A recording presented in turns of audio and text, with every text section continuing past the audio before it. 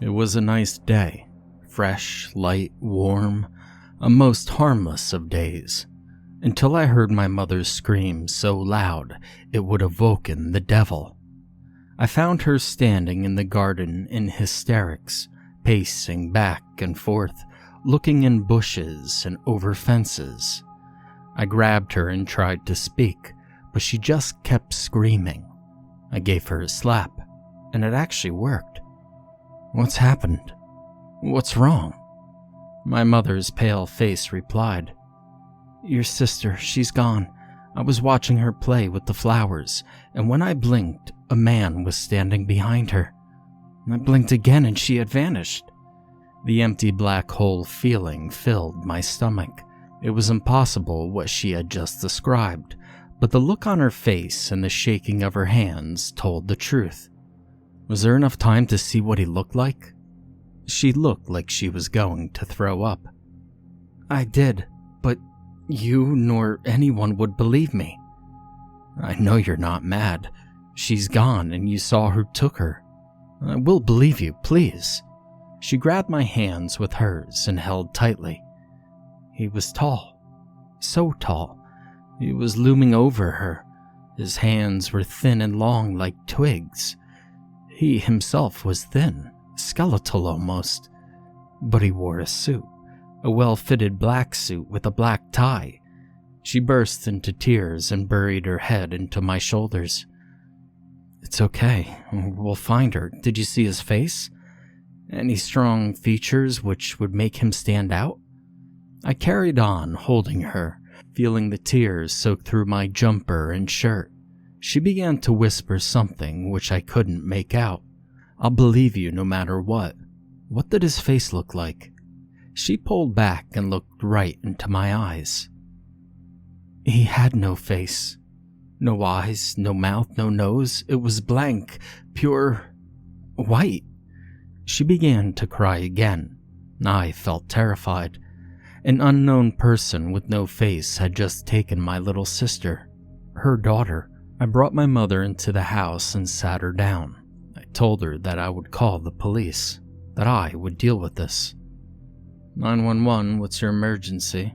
"My little sister, she's just been kidnapped. Please send police over. He might still be walking around with her. We have a description of the man." "Okay, what is your address, and please give the description of the man." I gave my address and began to explain. "He's tall, extremely tall and deathly thin, but in a black suit, and he's white, not in race though, but pure white, and he has no face. Now, I know it sounds insane, but this is what was seen. Please." The man on the other end went silent. I thought I had been cut off. "We'll send somebody out. They'll be there in about 5 minutes. And he hung up. 1 hour went by. No one had turned up. My mother's friend had come around and was comforting her, but no police or investigators. This is fucking stupid. I refuse to sit here. I'm going down to the police station myself. I can't sit by while she's still out there. I ran out of the house, down the busy street, and all the way to the police station. The lady at the front desk gave me a funny look as I ran in, panting. "Are you alright, miss?" "No, shit. No, my little sister was taken. And I called 911 for you, but no one fucking came. I called an hour ago. Where have you been?" She looked shocked. "We've had no call about a kidnapping in the past hour or day." I now felt sick. "I will call one of our guys in and you could talk to him." A brief moment later, I was in a room with 2 officers answering questions about my sister, where I live, what my mother was doing, what I was doing. I then gave the description once again, and once again I got blank looks with no voice. The idea of this man who took my sister was becoming more and more insane. "You saying he had no face?" "No face, I already told you this. Tall, thin, black suit, white faceless face. I'm not sure why I need to repeat myself. Can we just go out and find him now?" They gave each other a horrified look. "No, we can't. I'm sorry. We nor anyone could help you or your sister. Just hope he doesn't come back. And I'd move if I was you. Now leave." Leave? A young child was kidnapped, and I'd been told to get on with it. "No, I won't leave. You're going to help me find her. I mean, what are you scared of? Imagine how scared she is. She must be terrified. How will you be able to sleep knowing you won't help me? I can't do this alone, but I will if I must." I got swiftly thrown out. I had only a description of this man and no help. The best I thought was to perhaps Google this. So I began to walk home, and I only got down the street from the police station when a police car pulled up next to me. It was one of the officers I'd just spoken to, no doubt asking for forgiveness so that he could sleep happily tonight. "I'm sorry. If you get in the car, I'll explain more. I'll tell you what you need to know." I had no choice. I needed help, and here it was. I got into the car and he began to drive. You're not the first to describe this man. Children, adults, elderly have been taken by this guy. There's no certain target for him. It doesn't matter if you're rich or poor, black or white, female or male, sane or insane. As long as you are alive, you are at risk. We have tried countless times to hunt him down, and any time someone gets close, they slowly start going insane. Coming into work sleepless, saying that they saw him in their sleep, in their house, their garden, even when they go food shopping. They either kill themselves or they vanish. And this is why we can't help anyone. And listen, if you start getting involved, he will come after you. It'll start off small. Maybe you'll notice him in a crowd, but think nothing of it. And then it grows.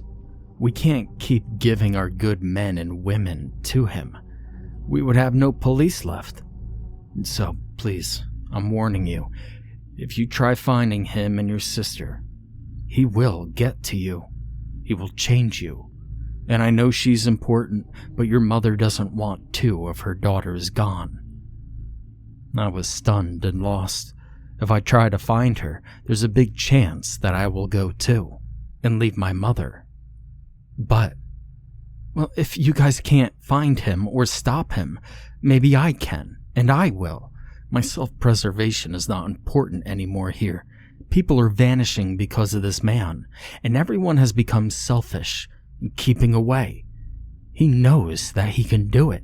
If I go insane but stop him, imagine how many people could stay in their loving families.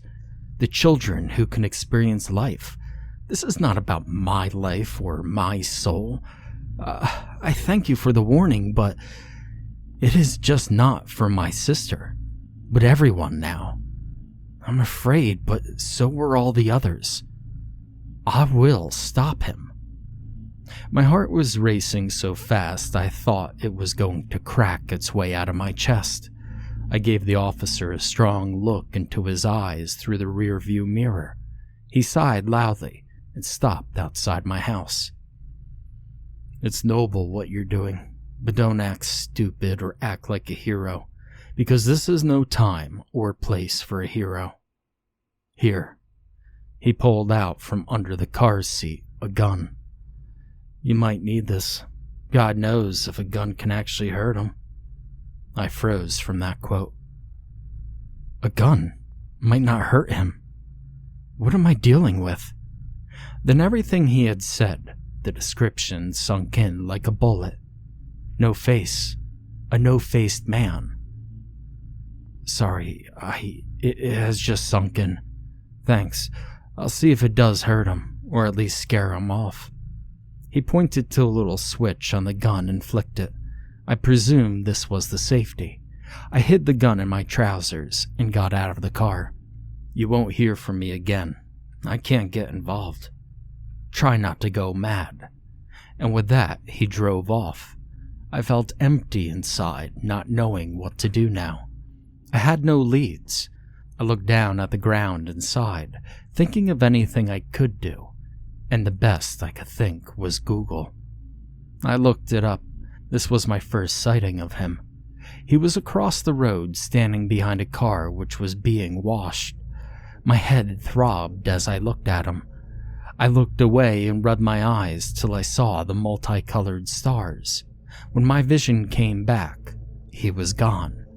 I knew the timer of my sanity had begun. For a couple of months I spent time researching this man, putting up questions on local forums, finding pictures, anything. Any scraps. I would see him whenever I would leave the house, and sometimes in my dreams. But it was manageable. My life was not being destroyed by him yet. My mother was in therapy over my sister. It seemed to help, but every couple of days she would come in my room and give me a long, hard hug. I couldn't imagine how tough it was for her. I never told her what I was doing, and I didn't want him to come for her.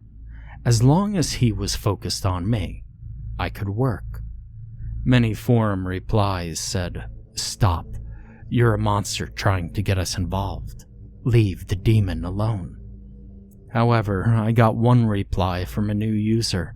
He sent me an inbox message. "I know the man you're searching for. He took my father 5 years ago. I saw him once and never again. I've spent the years finding out what I can, but he has appeared throughout history. There are many paintings showing him and poems talking about a faceless man. He hasn't always been in this area. He seems to move from place to place, and even to different countries. Forest seems to be the #1 place he roams, but as the world progresses and forests vanish, he's having to come out into the urban environment. Even his clothes change with the times, even though they give him no disguise. The only relations his targets have is that they're human and alive. Not everyone he stalks is taken, but nearly all stories you have heard of ghosts and ghouls will be related to him driving people mad. Staring at him causing intense headaches, but I've no clue as to why. There have been reports of people cutting holes into their heads to release the pressures caused by these headaches, and people refusing to sleep, people refusing to wake. I've never read about madness like this. Yet, it seems all he does is appear. There's no talking from him or action. He just stands there staring at you with no eyes. My father was a well-built man, not someone who could be taken down easily, and yet he vanished before my very eyes while clutching his head. And I couldn't run after him because the pain of looking stopped me in my tracks. You're dealing with something which is ungodly and unworldly. He will never be scared of you, and as you draw closer, he will become more frightening. Listen, the best advice I could give you is to not look at him for too long, to stay away from the local woods. Stay at home, wait for him to leave you alone, because he will if you leave him alone. Your sister is gone, and no one knows where the people get taken to. I could tell you a symbol which appears constantly around him. It's a circle with an X through it. If you were certain you want to hunt for him, then search for that. And I can't tell you any more. My searching has left me in a state, and I'm being taken away tomorrow. I pray for your safety. The more I delved in, the more scared and confused I became. But now I had something, the local forest and a symbol. It's enough to start this. I kept dreaming of my little sister playing happily, and it was every night. I saved the message and reread it a few times. I didn't reply to it. There was no point saying I hope you get better. It was far too late, but perhaps where he was going is some form of safety.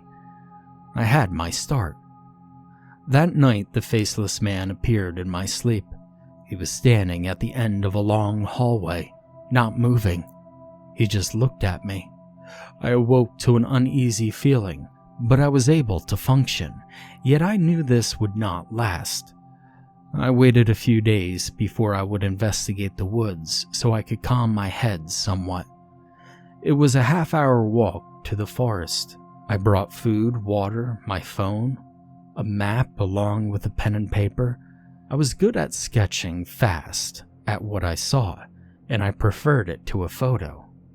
It was midday when I entered the woods. The only thing I knew I was searching for was that symbol. I kept an eye open for it on the trees, the ground, or even a fence. I kept checking my phone to see how far in I was, and for an hour I searched for anything and came across nothing. If anything, it was just a pleasant walk in the forest. A calm, cool breeze blew across my face, taking the sun's hot rays away from me. And thinking this was enough for today, I chose to head back. It was enough searching for now. I was following the route my phone had made back when it started to flicker and buzz, changing the path. At one point it flashed that symbol I was looking for, and I was starting to panic badly. I was aware of the empty woods around me, but they now felt filled with evil and eyes. I wanted to claw my eyes into the back of my head. My head began to hurt. I looked around for him, as this was a sure sign, but I couldn't see him anywhere. I walked a bit farther away, guessing my way back, but the headache was more focused and the phone more broken. I heard rustling from far away. I froze. I stared with gaping eyes, waiting to be pounced on by him. To simply blink my eyes and he would be looming over me. The seconds stood still in a hell-torture way. I couldn't breathe. A final rustle. A dog ran out straight towards me, jumping up and licking my face. I almost passed out from relief. I looked at my phone and the map was back working fine, along with my mind. My head felt like a window had just opened, letting the hot air out. A couple came over saying sorry for their dog, and I told them not to worry. It was a thankful surprise. I stumbled home and threw myself on my bed. I had very little energy, but I understood the madness now which comes from this man. What it does, what it feels like. I underestimated it, and I finally drifted off into a deep sleep. My dream that night was different. I was in the woods at night with nothing on me. The moon was bright enough to light the whole forest in a dim blue light. There was no breeze or cool air. The forest was dead and silent. I tried walking forward, but I couldn't. My feet had roots wrapped around them, and the more I pulled, the tighter and deeper they sank into the ground. I looked up, and there he was, right in front of me. My eyes met with his chest. I avoided his face, forcing my head to look down. He didn't move. He just stood in front of me like a statue, and I could feel his lost eyes bearing down into my skull. It wasn't physically painful, but knowing that he was doing it was. That it was hurting. It was teasing and abusive. But I kept looking down. I imagined there was a weight hanging from my chin, pulling my whole head down. And I kept imagining it. But as I did, I could feel a weight on the back of my head, pulling it back. I focused on my weight, not the one he was putting onto me. The harder I tried, the harder he tried. It became too much and my head swung up. And I looked at him, and I screamed from the pain. I awoke but wouldn't open my eyes. They were forced shut. They were screwed up tight, like when you were a child and saw something terrible. After a while, my eyes loosened, but I did not in any sense feel safe. I barely opened my eyes, and there he was in my room. Not in the corner, but once again, looming over me. I could feel his hands run across my head. I wanted to die and scream while he was doing it. I closed my eyes and the feeling on my head left. My safe feeling came back and I knew he was gone. I opened my eyes fully and put the light on. It was 6 a.m. A cold dinner was on my desk, but my eyes cried as if I had stared into the sun. I clambered to my mirror and looked. They were red, puffy. All the little blood vessels had blown. I could barely look as the light hurt. My eyes had to stay closed, so I felt my way to my mother's room, and I heard my mother walking towards me.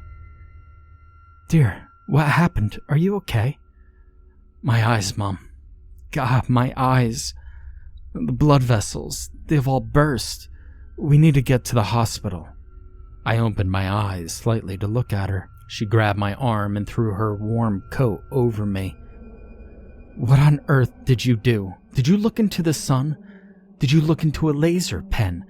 You're damn lucky you aren't blind." The doctor was not impressed, and when I said I woke up like it, he wouldn't believe me. "Well, maybe you got a little drunk and you hurt yourself. I don't know, but the pain should go away by the end of the day. Your eyes are dry, which is one of the reasons why they hurt.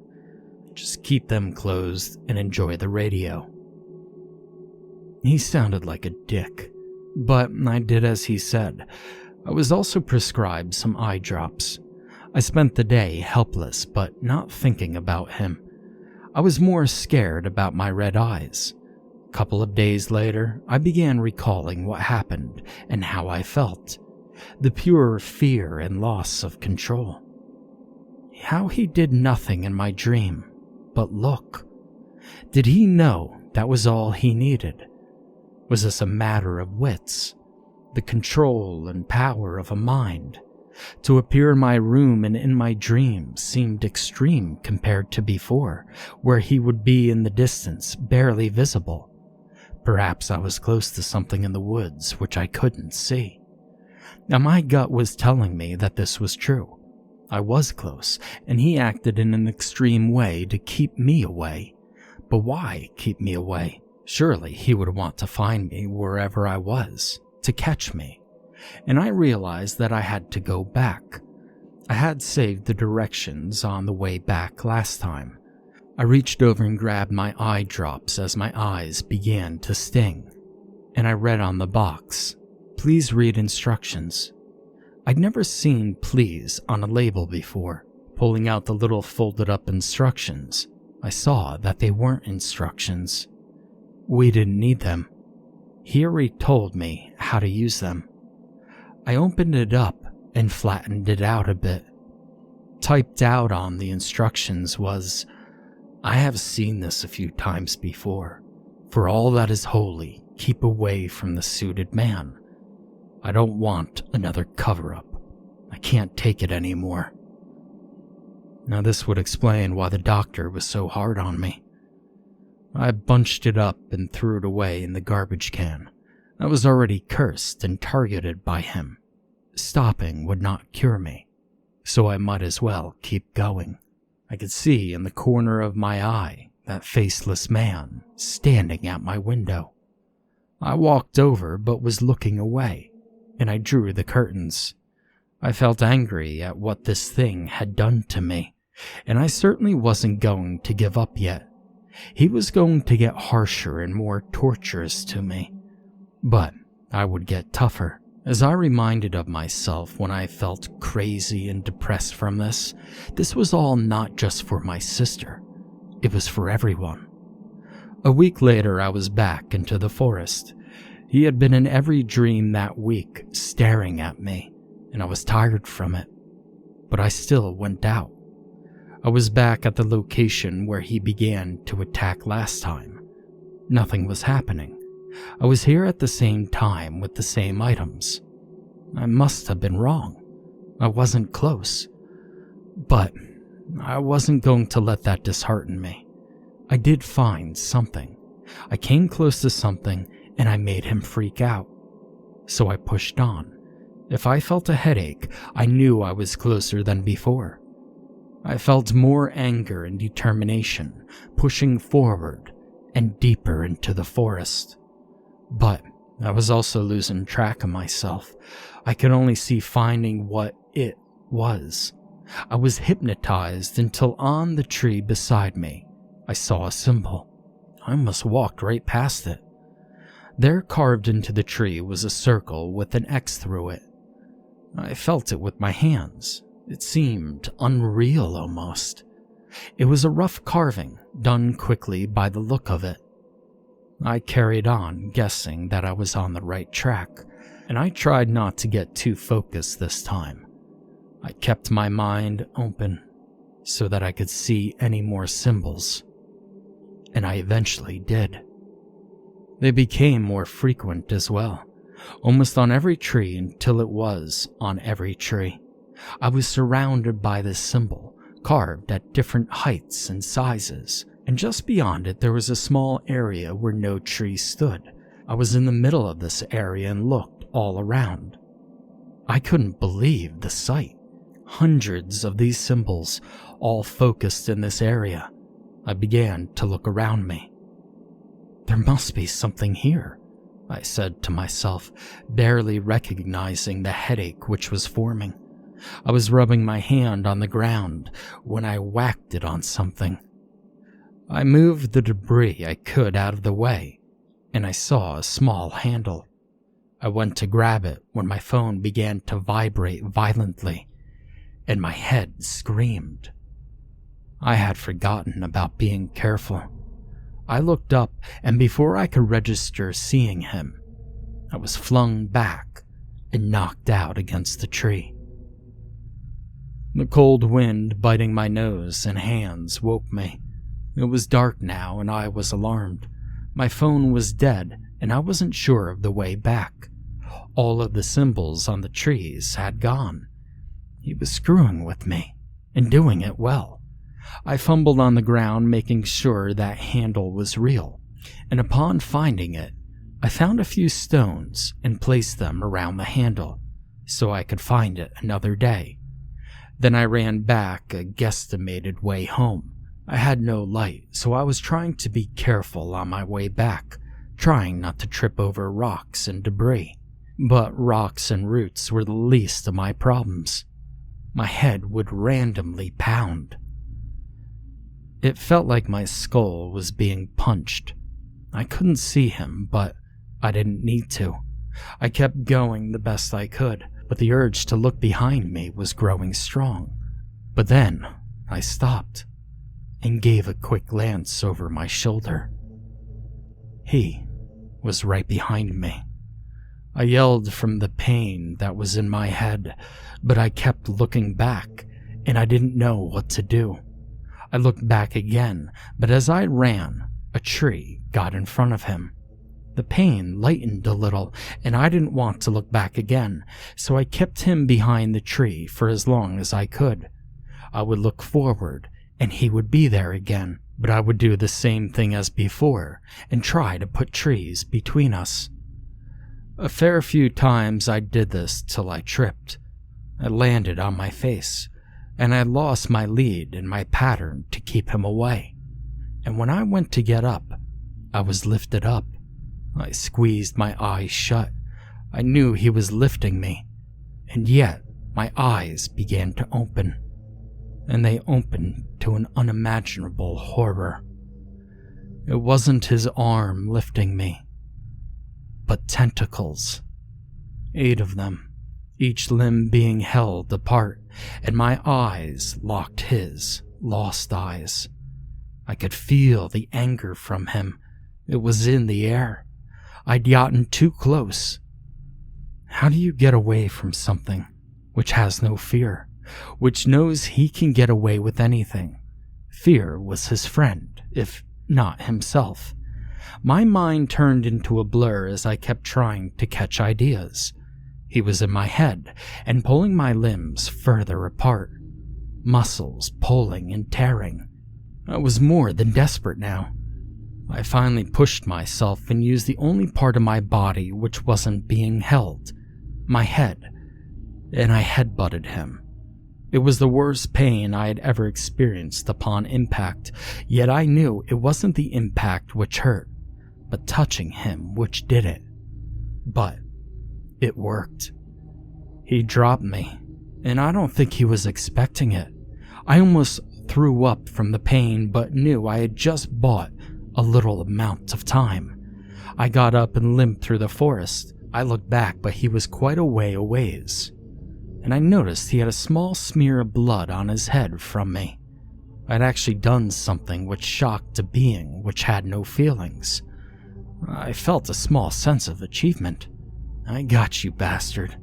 I got you, I said to myself, knowing that I could do this and not get killed from it. I leaned in, pushed myself off the trees to get me to the edge of the forest. I could see some lights from a car park. I wasn't sure where I would end up, but it would be better than in here. I gave a last look back but couldn't see him. I threw myself into the tall car park lights and took the deepest of breaths. It felt like I had just come up from air after swimming from the bottom of the ocean. There was a single car in the park. I was going to knock, but I fell to my knees and I let out a quick scream. And there was a fogged up car. The door opened and a couple ran out while putting on clothes. I quickly said sorry for ruining their time before blacking out. Love, you're waking. Yes, how are you feeling? The room was dimly lit. I was laying in my mother's bed with many pillows and blankets covering me. Like someone skull-fucked me. Excuse me, young lady. Sorry. I'm guessing you know I was found in a car parked by the woods? Yes. The couple used your phone and called me. Said that they would meet me at the hospital, but, well, the doctor wouldn't treat you. Said you brought this on yourself and he wasn't going to get involved, and the police brought you home. Couple stayed here a bit, even invited us to their wedding. The hospital gave me some supplies to fix you up with. So why don't you tell me? Why won't they treat you? What have you done? I can't tell you, Mom. Otherwise you'll get involved, and I dare not get you involved. I'll just rest for now, okay? Okay, dear, but you know you've been acting funny. It's just not you walking in the middle of the night. It's how you're not eating. And sometimes I catch you talking to yourself, and all the curtains and the blinds are closed like something is looking in. You're not a bit mad, are you? You haven't been doing drugs, have you? No, Mum. I'm sorry that I have been acting odd. I didn't even know I've been acting that way. I don't remember talking to myself. I think I just really need rest. I think after the kidnapping, it's just got to me, you know? She gave me a deep, loving hug. I know, dear. It's gotten to me too. But we've got to stay strong. Here, have a drink and go back to sleep. You'll be back up in no time. But I kept getting night terrors. The situation in the woods kept repeating, each time making me feel worse. I would wake up feeling sick and sometimes pissing the bed. I would explain to Mom that it was just the bump I got in my head causing the problems. It took a month to recover, but I would see him in the house, sometimes standing behind my mother, in the bath as I shit, in my wardrobe when I opened it, just about everywhere. He was not letting up one bit, and I was exhausted from all of this. I was falling apart and losing myself. I was unsure if I wanted to go on, but I kept going into my sister's room, which was being packed away slowly, and seeing her face playing with the toys, and that would hurt more than anything. I would die trying to find at least something. I had to go back one last time and fight through everything he could give. I packed my bag like before, and I brought my phone, even though there was a good chance it would just cut out when I got close. In my trousers was the gun the officer gave me. Might be useless, but it might scare him. My door opened slowly and he was standing there. I stared right at him, knowing that I might not be coming back from this, but I had no fear of death. He vanished before my eyes, and I walked through my door, and he was at the end of the hallway. I got close. Then he was downstairs. He was leading me back to the forest. He knew this would be a fight. I wasn't scared of following him, though my stomach gave a completely different story. I followed him to the woods where he vanished yet again, and I could hear my heartbeat thumping in my chest now. I turned to my phone and began to follow the path. I kept looking at my phone. It took me straight to where the trees with the symbols were. This time, every tree was completely covered by the symbols. I shone my phone on the damp ground looking for the rocks I had left. Nothing had been moved, and I grabbed the handle trying to pull. It refused to pull up. I gave it a wiggle and the latch slid open, and I was staring into a very dark hole. Every single fiber in me began to riot and protest about going down into this hole in the ground.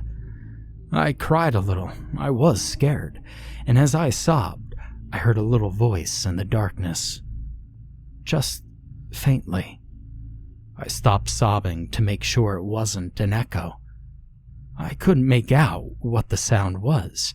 It was just small and light, but it was enough to bring me in. I reached the bottom of the ladder. It was dry and warm down there, and I shined my phone in front of me, only to see a long hallway. It was slightly mucky down there with what looked like dried blood. It wasn't everywhere, but it was noticeable. I walked down the long hallway, trying to be as quiet as possible. I heard a little moan in the distance. It could have been him for all I knew. I trusted nothing right now. A few steps more and a couple of lights flickered on. Some were white, and some turned everything red, from what appeared to be blood on them. At the end of the hall was a large room. It was split into different sections by sheets of metal. I heard the whimper a bit louder this time, and I stepped into the room. It stank and felt damp. My shoes made a light clicking noise. "Is anyone there?" My God, the voice. It was her voice. The voice of all love and joy in the world to me. My sister. I thanked as many gods I could think of for this, and almost cried. "Haley? Haley, yes. Yes, I'm here." "Help me." She began to cry lightly. I followed the sound down one of the halls to her. She was on the ground in the corner, barely keeping herself up, but her limbs looked pulled and lifeless. I grabbed her face with my hands. She was ice cold. I looked into her eyes, thanking the gods once again that she had them. "He keeps trying to pull me. To look like him, I think. I hurt and I want Mom. I want to go home, please. Take me home." I held her tight and I looked back into her eyes and smiled. She should have been dead. Knowing what powers he had, though, he could no doubt keep people alive for as long as he needed. I went to pick her up when she screamed. I turned around suddenly, and he slammed into the far wall. He was very tall now, and his tentacles were flailing. I actually saw him walk through my haze. I quickly pulled the gun out of my trousers and shot at him. He vanished. Haley was crying, and I hobbled back over to her. "It's going to be okay. I'll get you out." I picked her up and began to run away. I heard the moans of other people, even saw arms with distorted hands reach from the darkness. He appeared in front of us in the hallway when I shot again.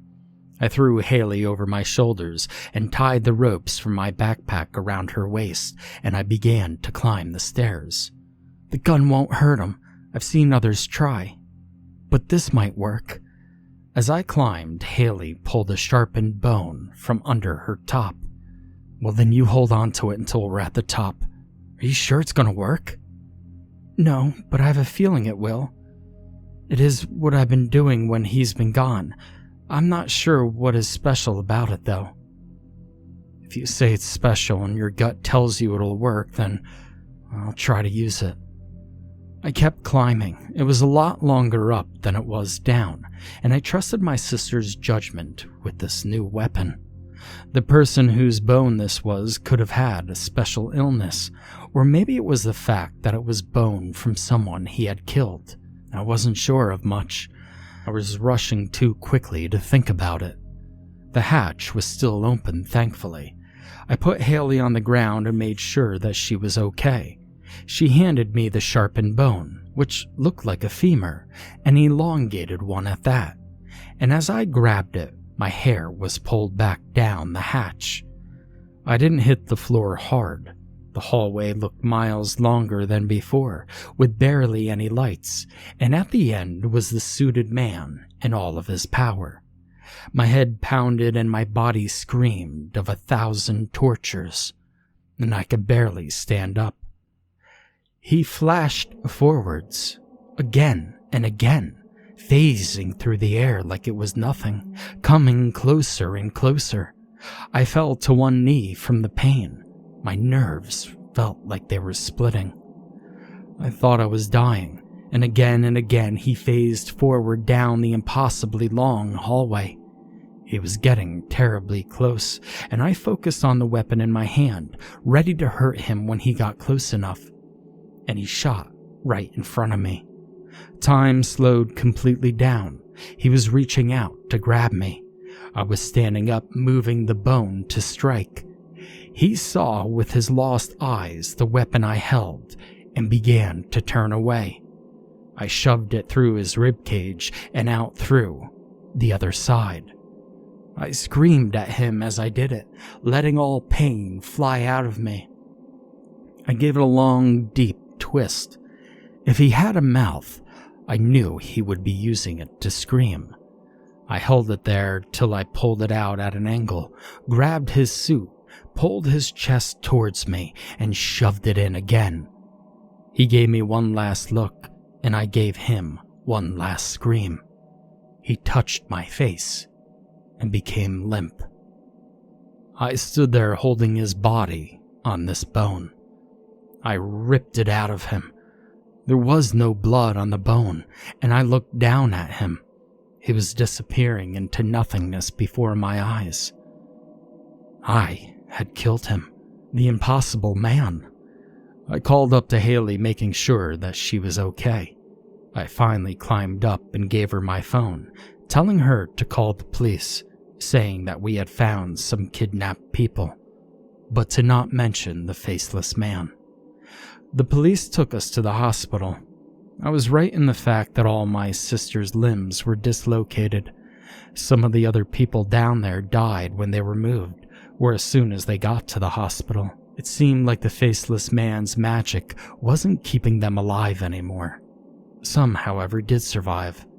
The quick treatment kept them going, and life returned to them. The police officer who gave me the gun came to my sister's room, and he stood at the door in amazement. I walked over to him and gave him back the gun. It scared him enough, thanks. He grabbed me and began to cry. You saved the love of my life. He was taken 6 months ago. I never told him that I loved him, and I was killing myself every day knowing I couldn't go after him. And he is here. You saved him. I can't thank you enough. I began to cry with him. Go and see him. Stay with him. The officer pulled away from me, nodded, and walked to one of the other doors. Now, a couple of weeks passed. Everybody was doing well in recovery. My mother had calmed down enough that she didn't give my sister 200 kisses and hugs when we saw her. The officer told me how thankful he was again. It all seemed sweet, but I didn't feel any better. I felt worse than ever before. I dreamt of nothing but blackness, and I had barely any thoughts. Haley would mention how I would just stare at her with no expression or life within me, and I wasn't sure what was wrong. It wasn't stress. I wasn't sure until a night where I stayed at the hospital with my sister. I woke from my black dream and stood. But I stood tall, a few feet taller than my real height.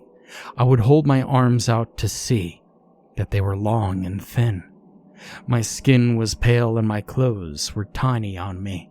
I sat back down and got back up again, and I was fine. The worst sickening feeling had filled me, though. I ran to the bathroom and threw up.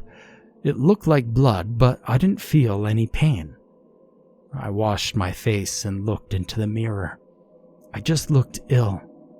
Something unknown was now happening to me. And it kept happening.